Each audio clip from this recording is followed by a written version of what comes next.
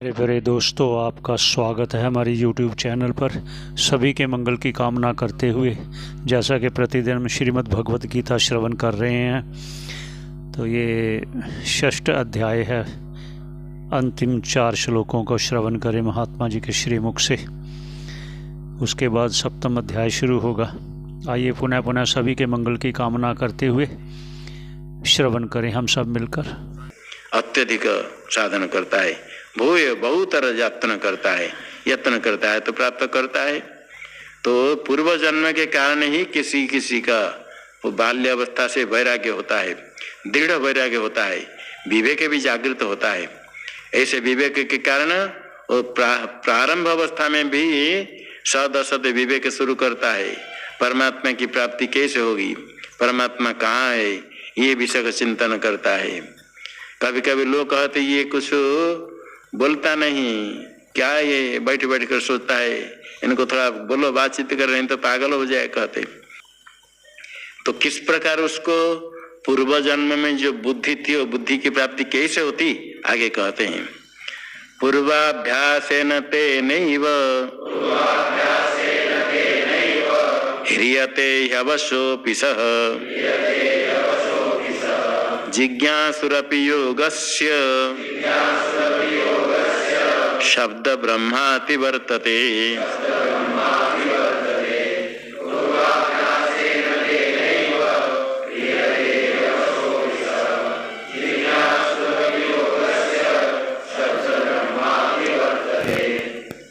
तेनैव पूर्वाभ्यासेन स अवसोऽपि ह्रियते योगस्य जिज्ञासुरपि शब्द ब्रह्म अतिवर्तते।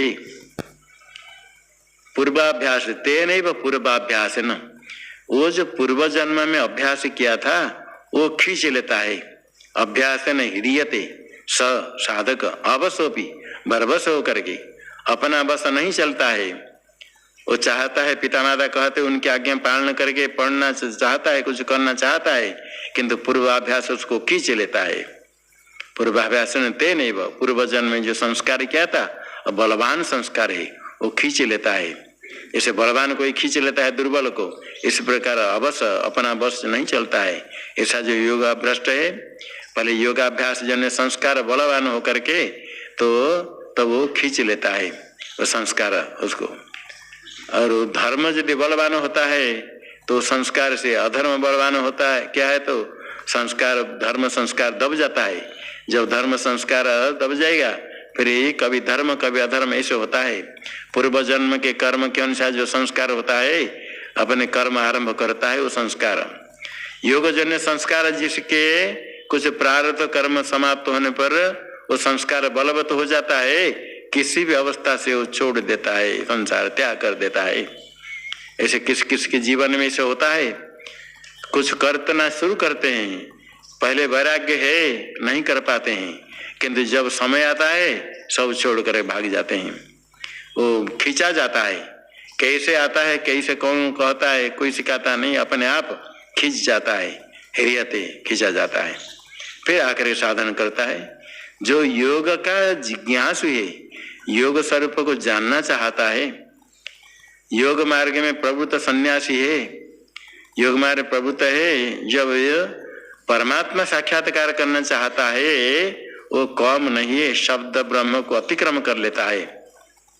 एक होता है शब्द ब्रह्म, एक होता है परम ब्रह्म। परम ब्रह्म शुद्ध है, निर्विशेष है, और शब्द ब्रह्म होता है वेद। वेद को अतिक्रम करता है, क्या था, वेद जन्य जितने कर्म, वेद जन्य का था वेद प्रकाशित, वेद विहित जितने कर्म, वेद विहित कर्म करने अनुष्ठान करने पर जो फल प्राप्त होता है, वैदिक कर्म उपासना करने पर जितने फल प्राप्त होता है, ये सब फल को अतिक्रम कर लेता है। जो जिज्ञासु है, ब्रह्म ज्ञान प्राप्ति के लिए चाहता है, तो वैदिक कर्म उपासना जन जितने फल उसको अतिक्रम कर लेता है, उसको नष्ट कर देता है। और समझ करके जो योग को आत्मज्ञान में अभ्यास करता है, निष्ठा करता है, उसके लिए क्या कहना है। जब वेदांत का श्रवण करके अभ्यास करता है, पूरा सारे वेद उक्त कर्म जन्य फल को नष्ट कर देता है, उसको अतिक्रम करके इतने फल प्राप्त करता है, सारे वेद उक्त कर्म उपासना फल उसके सामने तुच्छ हो जाता है। योगी श्रेष्ठ है, पहले कहा था। प्रयत्नाद्यतमानस्तु योगी संशुद्ध किल्बिषः अनेक जन्म संसिद्ध ततो याति परां गतिम्।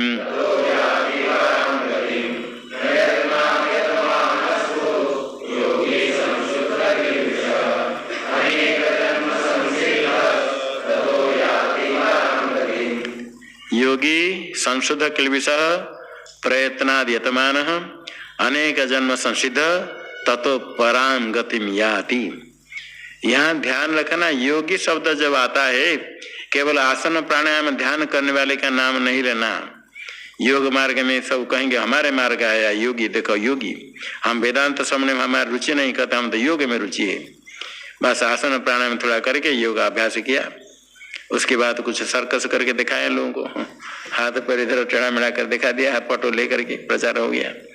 ये नहीं है। यहाँ योगी तो दो है, कर्म योगी, ज्ञान योगी।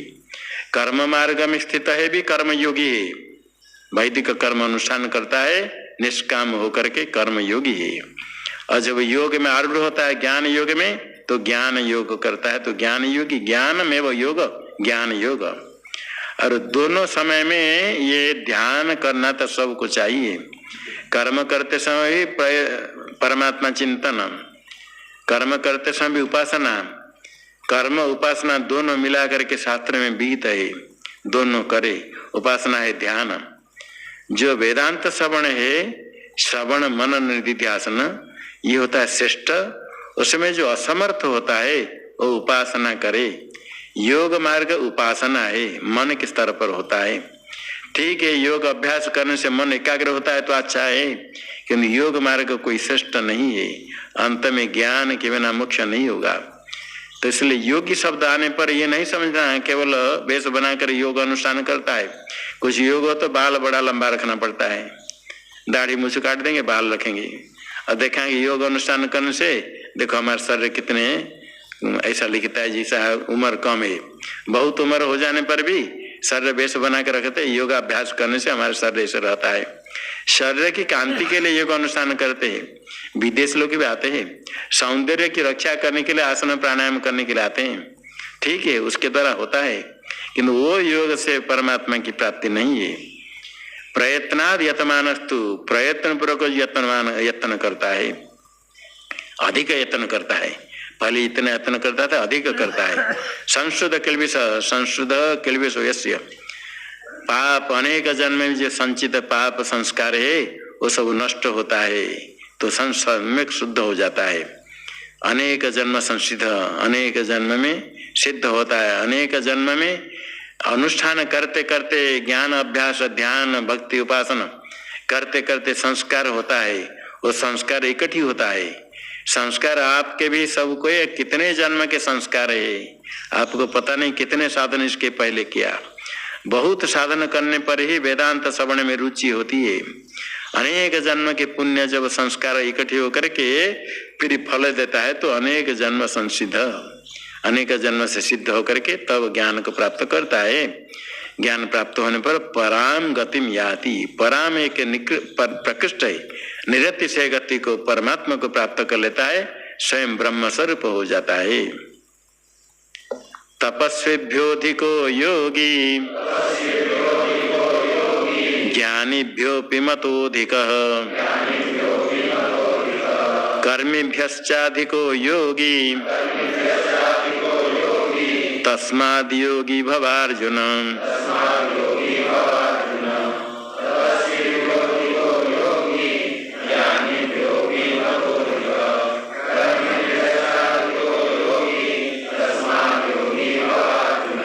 इसको बड़ा प्रमाण देते हैं योग मार्ग वाले, जैसे ज्ञानी से भी बड़ा कह दिया।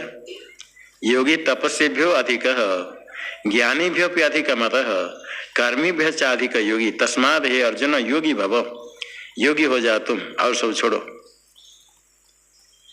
तपस्विभ्यो अधिक, तपस्या करने वाले, तप करने वाले, विभिन्न प्रकार तप है, कायिक वाचिक मानस इंद्रिय से मन से, और बहुत तप है, कृच्छ्र चांद्रायण आदि भी तप है।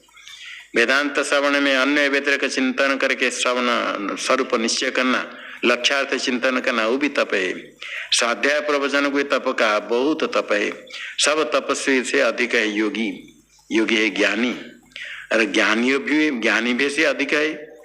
ज्ञानी से योगी अधिक होने से योग मार्ग वाले कहेंगे हमारे मार्ग प्राप्त, और ज्ञानी तो निकृष्ट है। यहाँ ज्ञानी शब्द से परोक्ष ज्ञान लेना। शास्त्र ज्ञान जिनको है, शास्त्र ज्ञान है किंतु योगाभ्यास नहीं करते हैं, ऐसे बहुत है। शास्त्र को तो समझ लिया, प्रवचन भी कर देंगे, पढ़ा भी लेंगे, किंतु स्वयं अभ्यास नहीं करते हैं। तो शास्त्र के ज्ञान प्राप्त होने से यदि आगे प्रयत्न नहीं करे, उसको भी कहीं ज्ञानी शब्द से कहा शास्त्र ज्ञान है, शास्त्र में ज्ञानी है। किंतु पशु से बढ़ करके पशु प्राधित शास्त्रों पे न आत्मबोध। पशु से बढ़ करके बड़ा पशु कौन है? शास्त्र के अध्ययन पर होने पर करने पर भी आत्मबोध नहीं हुआ तो पशु से बढ़ करके पशु है। ये ज्ञानी शास्त्र ज्ञान, शास्त्र ज्ञान भी होना चाहिए। वेद शास्त्र का अध्ययन, व्याकरण आदि अंगों का अध्ययन, सब ज्ञान होने पर वेदांत श्रवण करने पर पहले परोक्ष रूप से समझा। वो ज्ञानियों से भी योगी जिसको साक्षात्कार हो जाता है अहमअस्मि परम ब्रह्म, वो श्रेष्ठ है। खाली आसन प्राणायाम कर देने श्रेष्ठ नहीं होता है, ये योगी ज्ञानी है, श्रेष्ठ है। और कर्मी से भी अधिक योगी। कर्मयोग तो उसका साधन उपाय है, कर्मयोगी से ज्ञान योगी श्रेष्ठ है। इसलिए योगी भव, योगी होने के लिए ज्ञान प्राप्त करो। साक्षात्कार ज्ञान निष्ठा से ज्ञान प्राप्त होता है। योगी नाम अपि सर्वेषां मद्गतेनान्तरात्मना श्रद्धावान् भजते यो मां स मे युक्ततमो मतः।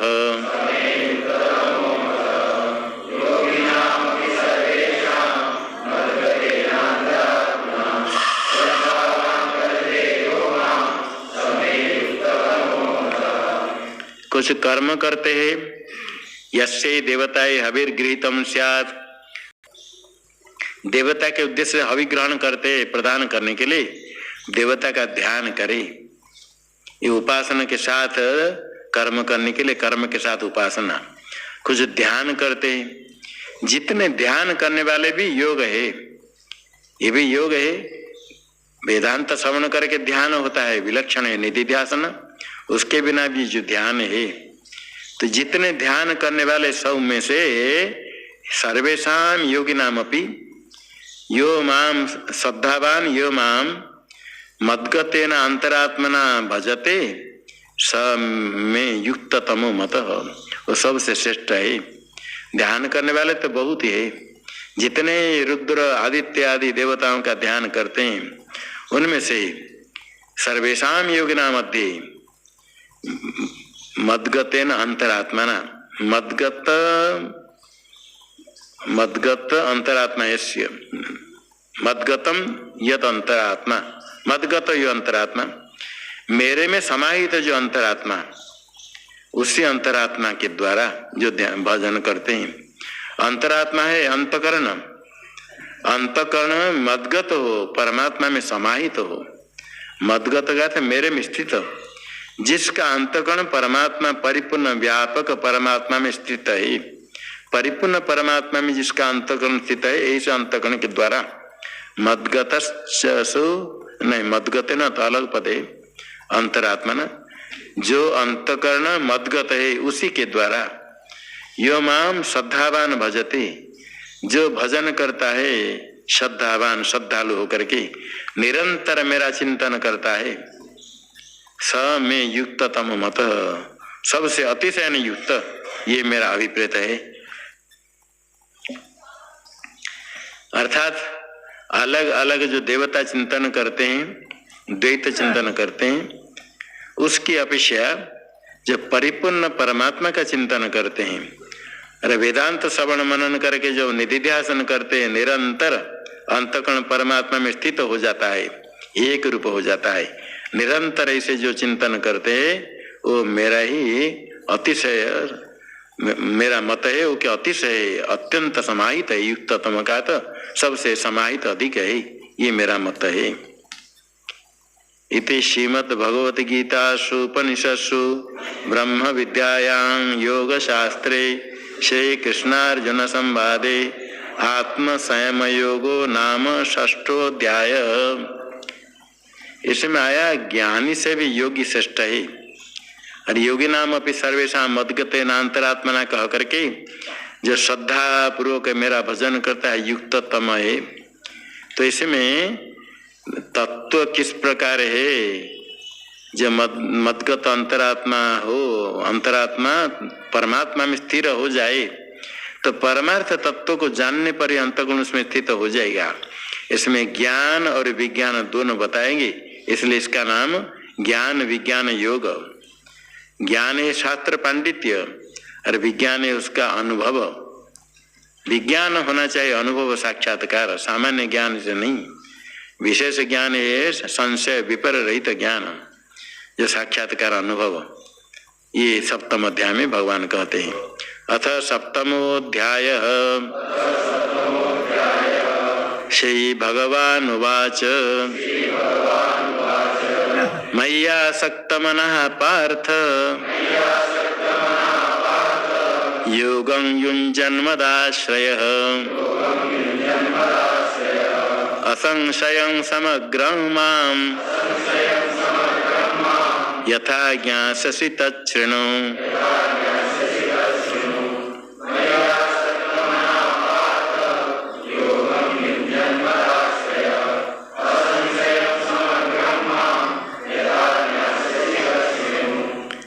ये सप्तम अध्याय प्रारंभ होता है। 3 षटक है अष्टादश अध्याय में। प्रथम षटक पूरा हो गया, द्वितीय षटक है।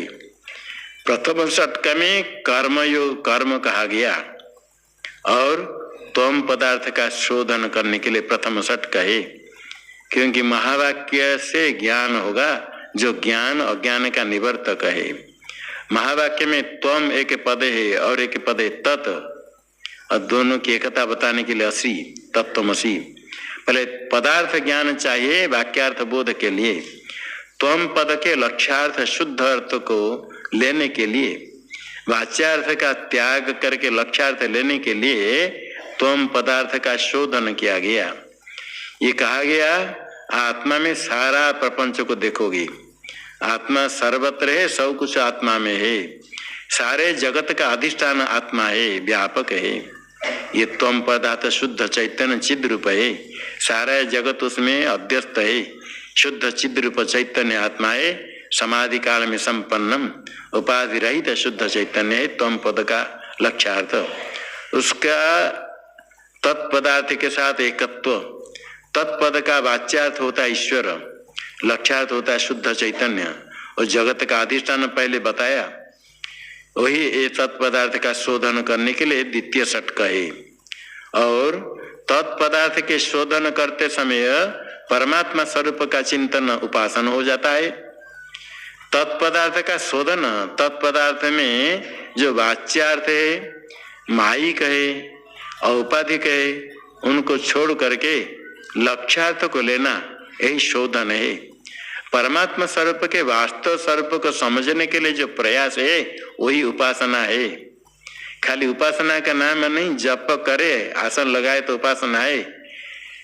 परमात्मा के वास्तव स्वरूप को समझने के लिए जो प्रयास है, श्रवण करते, वो भी उपासना है। युक्ति से संभव कैसे मनन करते हैं, ये भी उपासना है।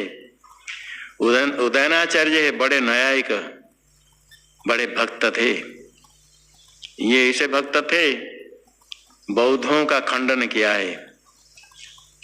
न्याय कुसुमांजलि ग्रंथ की रचना की उन्होंने। ईश्वर जो नहीं मानते उनके लिए, ईश्वर सिद्धि के लिए अनुमान प्रमाण दिया। अनुमान से भी ईश्वर की सिद्धि, जो वेद को प्रमाण नहीं मानते उनको भी मानना पड़ेगा, इसलिए अनुमान से ईश्वर की सिद्धि के लिए बड़े प्रयास किया है।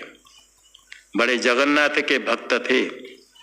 बौद्ध लोगों का था सब मूर्ति पूजा का खंडन, वैदिक मार्ग का खंडन, वेद की निंदा के समय पर जगन्नाथपुरी में बौद्धों के साथ विवाद हुआ। मंदिर बंद हो गया था। बौद्ध लोग कहता है तुम्हारा भगवान सर्वज्ञ है, तुम भक्त हो, बोलकर बुलाओ मंदिर खुल जाए, देखे तुम्हारे कितने सामर्थ्य है।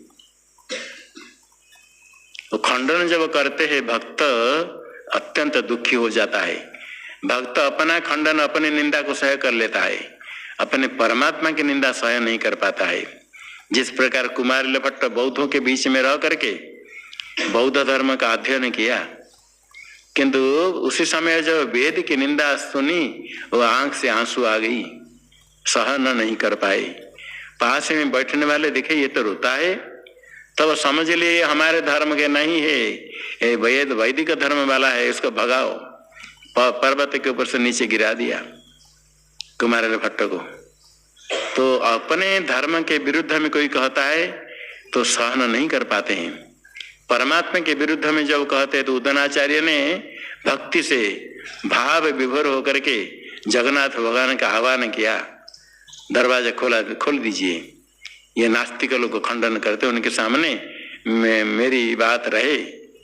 बहुत बुलाया तो दरवाजा नहीं खोलने पर भक्त भी कभी कभी भगवान के पर क्रुद्ध होकर के प्रेम से उनको अभिशाप दे देता है, डांटता भी है। अब भगवान भी ऐसा करते, डांट भी सह कर लेते हैं। यशोदा मैया पिटाई करती है तो भगवान श्री कृष्ण चोरी भी करते हैं, मार भी खाते हैं, कांपते भी है। ये सारे जगत के अधिष्ठाता है, यशोदा माता के भय से कांपते हैं, डरते हैं। तो भगवान जब जगन्नाथ मंदिर दरवाजा नहीं खोला, बौद्ध लोगों ने हंस करके उड़ाया, देखो क्या भगवान तुम्हारा है। तो इन्होंने कहा ऐश्वर्य मदमत्तोषि माम अवज्ञाय वर्तसे उपस्थितेषु बौद्धेषु ममाधिना तव स्थिति।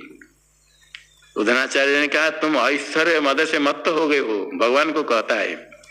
56 पौटी भोग लगता है, सुबह से अभी तक भोग लगा है, बड़ा ऐश्वर्य है, कितने बार वेश तुम्हारा बनता है, लोग पूजा करते हैं, बहुत लोग बहुत भोग लगता है, उसी मद से तुम मत्त हो गए हो, मेरी अवज्ञा करके तुम बैठे हो अंदर। और फिर कब उपस्थितेषु बौद्धेषु, भक्त की अवमानना भक्त सहन कर लेता है, कोई बात नहीं, किंतु ये बौद्ध लोगों के सामने मेरी अवज्ञा करते हो तो ममा अधीना तब स्थिति ही। कहते याद रखो तुम्हारी स्थिति मेरे अधीन है, मैं ही ईश्वर सिद्धि के लिए प्रयास कर रहा हूं। अभी यदि दरवाजा नहीं खोलोगे तुम्हारी स्थिति नहीं रहेगी, खंडन कर देंगे, तोड़ देंगे। ऐसे जो कहा दरवाजा खुल गया। ये उदयनाचार्य न्याय के ग्रंथ लिखा, आत्म तत्व विवेक लिखा है, बड़े वेदांती भी थे। उनके प्रमाण ऐसा है, वेदांत में बड़े बौद्ध मत खंडन करके वेदांत तत्व के लिए उन्होंने कहा है। उन्होंने कहा है आत्मचर्चयम ईशस्य मनन व्यपदेश भाग। न्याय चर्चयम ईशस्य मनन व्यपदेश भाग। उपासनैव क्रियते श्रवणानंतरागता। न्याय चर्चयम ईशस्य मनन व्यपदेश भाग। हम जो न्याय चर्चा करते हैं, न्याय शास्त्र का विचार करते हैं, ये ईश्वर के मनन के लिए, न्याय शास्त्र कोई वेदांत का खंडन के लिए नहीं। न्याय चर्चा यम ईशस्य मनन व्यपदेश भाग। ईश्वर के मनन के स्थानापन्न है, मनन के व्यपदेश को प्राप्त करने वाले ये मनन है। परमात्मा स्वरूप का मनन करने के लिए न्याय चर्चा है। जो श्रुति से श्रवण किया अद्वितीय ब्रह्म है, उसकी सिद्धि के लिए न्याय से प्रपंच मिथ्या दृश्यत्वात् रज्जु सर्पवत् परिच्छिन्नत्वात् आद्यंतवत्वात् जड़त्वात् ब्रह्म भिन्नत्वात् बहुत हेतु दे करके प्रपंच में मिथ्यात्व सिद्ध करते हैं। ईशस्य मनन व्यपदेश भाग। परमात्मा के श्रवण के बाद मनन करने के लिए न्याय चर्चा है। उपासनैव क्रियते, ये उपासना ही है। श्रवणानंतरागता, श्रवण के बाद मनन करने के लिए, उपासना करने के लिए ही ये न्याय चर्चा है। तो यहाँ तत्पदार्थ के शोधन करते करते उपासना ही है।